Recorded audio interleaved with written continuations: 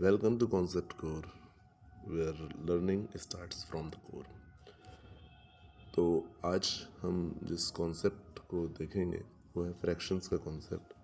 तो फ्रैक्शन के कॉन्सेप्ट में सबसे पहली चीज़ कि हम आज फ्रैक्शन का रिवीजन करेंगे, बेसिक्स देखेंगे कि फ्रैक्शन क्या होता है और इसी के बारे में हम देखेंगे। और हमारा फोकस ये होगा कि हम सिलेबस को कंप्लीट करना हमारा फोकस नहीं होगा कि हम सिलेबस को कंप्लीट करें, ऐसा हमारा फोकस नहीं होगा। और इस चैनल का ही पूरा मोटो ही ये है कि हम सबसे पहले कॉन्सेप्ट पे काम करें, क्योंकि अगर कॉन्सेप्ट्स क्लियर होंगे तो रिज़ल्ट अपने आप आएगा। तो हमारा फोकस यही है कि हम कॉन्सेप्ट पे काम करें और रिज़ल्ट फॉलो करेगा। तो आइए शुरू करते हैं फ्रैक्शंस का बेसिक। सो फर्स्ट सबसे पहले हम देखेंगे कि फ्रैक्शन क्या होता है। फ्रैक्शन होता है किसी भी पार्ट का होल, कि पार्ट ऑफ अ होल। जैसे कोई भी एक चीज़ है, मान लीजिए ये स्क्वायर है, इसके हमने कुछ पार्ट्स कर दिए। अब इनमें से हम कुछ पार्ट्स को ले लेते हैं और कुछ पार्ट्स को छोड़ देते हैं, और कभी कभी पूरे को भी ले सकते हैं। और तो इसको हम बोलते हैं कि हमने उसमें से कुछ पार्ट्स को लिया, कि हमने उसको डिवाइड किया, एक होल को कुछ पार्ट्स में डिवाइड किया और उन पार्ट्स को हमने लिया। तो इसी को कहते हैं, इसी डिवीज़न को कहते हैं क्या, कि फ्रैक्शन। इसी को हम फ्रैक्शन कहते हैं। और फ्रैक्शन में एक होल होता है और कुछ पार्ट्स होते हैं। दो चीज़ें याद रखिएगा, एक होता है पार्ट और एक होता है होल। ये दो अगर चीज़ें इंसान मतलब हम समझ गए तो हमारे लिए कॉन्सेप्ट, फ्रैक्शन का कॉन्सेप्ट समझना बहुत इजी हो जाएगा। तो whole must be divided into equal parts. अब सबसे एक बहुत इम्पॉर्टेंट पॉइंट, ये जो होल है वो इक्वल पार्ट्स में डिवाइड होना चाहिए। सपोज़ ये एक होल है, ठीक है, मैं इसे दो पार्ट्स में डिवाइड कर रहा हूँ। मान लीजिए मैंने ऐसे ये पार्ट और ये पार्ट देखेंगे, अगर आप ये पार्ट और ये पार्ट इक्वल नहीं है तो क्या इसको हम कौन फ्रैक्शंस बोल सकते हैं? नहीं बोल सकते। क्यों? क्योंकि इक्वल नहीं है। तो इक्वल नहीं होगा तो क्या प्रॉब्लम होगी? क्योंकि कॉन्सेप्ट जो है फ्रैक्शन का वो नंबर्स पे है। ये कितने पार्ट्स लिए, कितने पार्ट्स लिए, ये इम्पोर्टेंट है। तो यहाँ पे अगर हम इक्वल पार्ट्स नहीं लेंगे तो प्रॉब्लम क्या होगी? जैसे इसमें है, ये एक होल को हमने दो पार्ट्स में डिवाइड किया, और अगर मैं इस पार्ट की बात करूँ तो क्या ये 1/2, मतलब क्या ये आधा है? नहीं, ये इससे बहुत कम है। तो इसलिए parts must be equal in when we talk about fractions. जब भी हम फ्रैक्शन की बात करेंगे तो हमारे जो पार्ट्स होने चाहिए वो इक्वल होने चाहिए। इस बात का हमको बहुत ध्यान रखना है कि पार्ट हमेशा इक्वल होना चाहिए, और ये बहुत बेसिक है, मतलब फ्रैक्शन का ये बेसिक वो है। आइए अब हम एक फ्रैक्शन देखते हैं। एक एग्जांपल है ये हमारे सामने कि 3/4। जैसा कि मैंने बताया, फ्रैक्शन हमेशा दो चीज़ों से बना होता है। उसमें एक होता है पार्ट और एक होता है होल। तो इस 3/4 में भी दो नंबर्स हैं, एक ऊपर और एक नीचे। इसको हम पढ़ते हैं 3/4 या 3/4।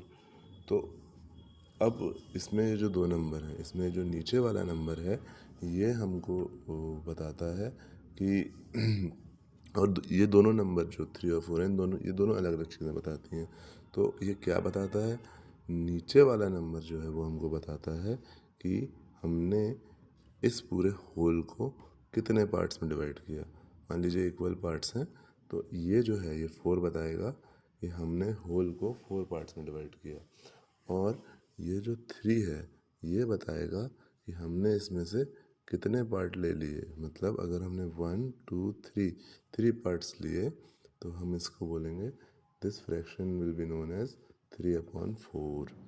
तो ये फ्रैक्शन का बेसिक कॉन्सेप्ट है कि हम इसमें दो चीज़ें होती हैं, एक होता है ऊपर वाला नंबर, एक होता है नीचे वाला नंबर। नीचे वाला नंबर को हम बोलते हैं डिनोमिनेटर। नीचे वाले नंबर को हम बोलते हैं डिनोमिनेटर। डिनोमिनेटर क्या बताता है? अगेन डिनोमिनेटर बताता है कि होल जो है, जो भी चीज़ है होल है, वो कितने पार्ट्स में डिवाइड हुई है। तो यहाँ पे 4 है, तो ये होल, इससे पता चलेगा होल को 4 but equal parts, 4 equal parts में डिवाइड किया गया है होल को। ये नीचे वाला नंबर बताएगा और इसको बोलते हैं डिनोमिनेटर। और जो ऊपर वाला नंबर है उसको हम बोलते हैं न्यूमरेटर। और न्यूमरेटर क्या बताएगा कि किसी भी होल में, होल को हमने जो इक्वल पार्ट्स हैं उनमें से हम कितने इक्वल पार्ट्स की बात कर रहे हैं, कितने इक्वल पार्ट्स की बात कर रहे हैं, कितने इक्वल पार्ट्स को हम ले रहे हैं, इसको टेकन भी कहते हैं। मान लीजिए इसमें हमने ये वाला, ये वाला, ये वाला, ये वाला 3 पार्ट्स लिए, तो हम इसको बोलेंगे 3 हमारा न्यूमरेटर होगा, क्योंकि हमने 3 पार्ट लिए हैं। याद रखिए, इसको जनरली हम मैथ्स में शेडेड पार्ट बोलते हैं, लेकिन हम जिस भी पार्ट की बात कर रहे हैं उसके बारे में होता है, वो टेकन पार्ट होता है। अगर मैं कह दूं कि ये जो डिब्बा बना है, ये जो फ्रैक्शन बना है, इसमें शेडेड पार्ट का फ्रैक्शन क्या होगा, 3/4। तो 3 जो है वो न्यूमरेटर है, क्योंकि मैं 3 के बारे में पूछ रहा हूँ, और 4 क्योंकि इस पूरा होल 4 पार्ट्स में डिवाइड हुआ है। लेकिन अगर मैं इसी में पूछ लूँ कि अनशेडेड पार्ट का फ्रैक्शन क्या होगा, तो वो हो जाएगा 1/4। क्यों? क्योंकि मैं अगर इसकी बात करूँ तो ये 1 है, और 4 पार्ट्स में तो वो वैसे भी डिवाइड हुआ है। तो हमेशा याद रखिए, टेकन पार्ट, जिस पार्ट की मैं बात कर रहा हूँ उसके बारे में बात होती है। आइए अब आगे बढ़ते हैं। मान लीजिए कभी आप कंफ्यूज हो गए कि न्यूमरेटर ऊपर होता है कि डिनोमिनेटर। ये बहुत कॉमन कंफ्यूजन हो जाता है जब हम मतलब फ्रैक्शन शुरू करते हैं कि न्यूमरेटर ऊपर होता है कि डिनोमिनेटर ऊपर होता है। तो हमेशा एक निमोनिक है, याद रख लीजिए, बहुत इजी है, बस याद रखने के लिए। ये डिनोमिनेटर में डी से शुरू होता है और डाउन भी डी से शुरू होता है। तो डिनोमिनेटर जो है वो हमेशा नीचे होगा क्योंकि डाउन, और न्यूमरेटर हमेशा ऊपर होगा क्योंकि वो एन से शुरू होता है, नॉर्थ भी एन से शुरू होता है। आप इनमें से कोई भी एक निमोनिक याद रख लीजिए, दूसरा अपने आप आपको याद रहेगा। तो ये एक निमोनिक था जो मैंने आपको बताया, तो इसको भी आप याद रख सकते हैं। अब हम एक क्वेश्चन के थ्रू देखते हैं। अभी तक हमने जो भी सीखा क्या हमको समझ में आया। अब ये एक क्वेश्चन है, 3/4 में डिनोमिनेटर कौन सा है। वेरी इजी क्वेश्चन कि डिनोमिनेटर पूछ रहा है। डिनोमिनेटर मतलब नीचे वाला नंबर, नीचे वाला नंबर 4 है, तो इसमें डिनोमिनेटर ये तो बहुत ये 4 होगा। और ये डिनोमिनेटर क्या शो करता है कि जो भी होल है वो कितने पार्ट्स में डिवाइड हुआ है, 4 इक्वल पार्ट्स में डिवाइड हुआ है। तो ये डिनोमिनेटर है ना। और आइए अब नेक्स्ट क्वेश्चन देखते हैं। न्यूमरेटर क्या शो करता है। न्यूमरेटर शो करता है, क्या शो करता है, अब बताइए न्यूमरेटर क्या शो करता है। न्यूमरेटर शो करता है कि टेकन पार्ट्स कितने हैं। मतलब अगर मैं एक होल बनाऊं, ये एक होल है, इसको मैं कुछ पार्ट्स में डिवाइड कर दूं, इक्वल पार्ट्स होने चाहिए। ये मान लीजिए ये तीनों पार्ट इक्वल हैं। तो अगर मैं इसमें कहूँ कि न्यूमरेटर क्या शो कर रहा है, तो इसमें से जितने पार्ट भी मैं टेकन कर लूँगा वो हो जाएगा मेरा कि न्यूमरेटर पता, उससे न्यूमरेटर यही शो करता है। मान लीजिए मैंने इसमें एक और ये दो पार्ट्स को शेड कर दिया, तो न्यूमरेटर में आएगा 2, है ना। तो ये हमारा जो न्यूमरेटर है वो शो करता है कि होल कितने भी पार्ट्स में डिवाइडेड हो, कितने पार्ट्स की बात हो रही है, कितने पार्ट्स टेकन है, न्यूमरेटर यही शो करता है ना। तो इस चीज़ को हमेशा याद रखिए कि न्यूमरेटर शो करता है कि कितने पार्ट्स लिए गए हैं, और डिनोमिनेटर शो करता है कि फ्रैक्शन को कितने पार्ट्स में डिवाइड किया गया है। और एक कॉमन कन्फ्यूज़न याद रखिए कि फ्रैक्शन कोई भी रैंडम पीसेस नहीं होते, मतलब हमने एक पीस यहाँ ले लिया, एक पीस यहाँ ले लिया, नहीं नहीं नहीं, ऐसा नहीं होता। फिर हम बोलें इसको, नहीं ऐसा नहीं है कि इसमें हम फ्रैक्शन निकालेंगे, नहीं।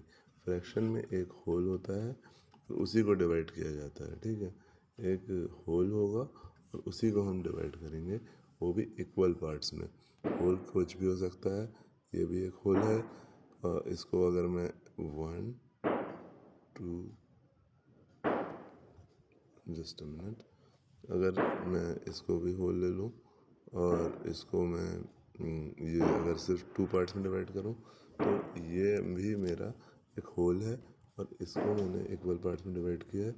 अब इसमें मैं बात कर सकता हूँ कि अगर मैं एक पार्ट को लूँ तो मेरा फ्रैक्शन बन जाएगा 1/2, और अगर मैं 2 पार्ट को लूँ तो मेरा फ्रैक्शन बन जाएगा 2/2, और अगर मैं एक भी पार्ट को ना लूँ और मैं कहूँ कि तो ये बन जाएगा 0/2, मतलब कुछ नहीं।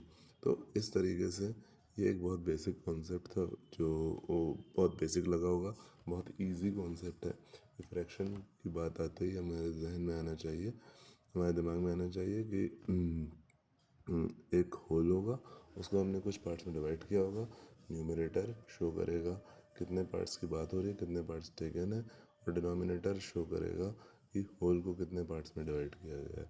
तो इस बेसिक को अगर आपने समझ लिया तो आगे वो जो आने वाले हैं कॉन्सेप्ट्स कि आगे जो भी कॉन्सेप्ट्स आने वाले हैं वैल्यू ऑफ फ्रैक्शन, तो वो सब आपके लिए बहुत इजी हो जाएंगे। तो चलिए मिलते हैं फिर नेक्स्ट वीडियो में। Thanks for watching.